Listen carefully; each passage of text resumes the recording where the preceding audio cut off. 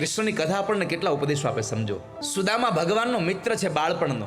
સુદામા ગરીબ રહ્યા છે, નિર્ધન રહ્યા છે. ભગવાન એટલા બધા ઐશ્વર્ય સંપત્તિ વાળા થયા. અને જ્યારે ભગવાનને ખબર પડી કે મારો મિત્ર કૃષ્ણ આવ્યો છે, મારો મિત્ર સુદામા આવ્યો છે, પરમાત્મા પોતાના મહેલમાંથી દોડી અને દરવાજે ગયા હતા. સૌથી પહેલી વાત તો એ છે કે મોટા થયા પછી પણ ભગવાન સુદામાને ભૂલ્યા નથી.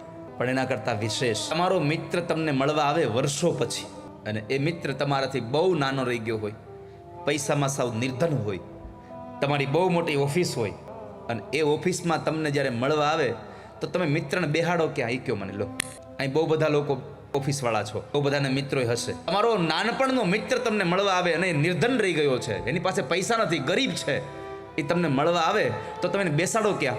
Very simple. ક્યાં બેસાડો? સામે. બહુ વાલો હોય મિત્ર, નાનપણનો, સુખ દુઃખની બધી વાતો એને કરેલી હોય તો ક્યાં બેહાડો? બાજુમાં ખુરશી નાખીને બેહાડો. અરે અહીં તું અહીંયા બેસ મારી બાજુમાં. વાલા ભક્તજનો, ભગવાને બતાવ્યું છે કે જ્યારે સુદામા આવ્યા ને ત્યારે પરમાત્મા જે ઝૂલા ઉપર બેસતા હતા ને એ ઝૂલા ઉપર ભગવાને સુદામાને બેસાડી દીધા. તું અહીંયા બેસ. પોતાનું બધું આપી શકે તાકાત કૃષ્ણમાં છે. સર્વસ્વ આપી દીધું.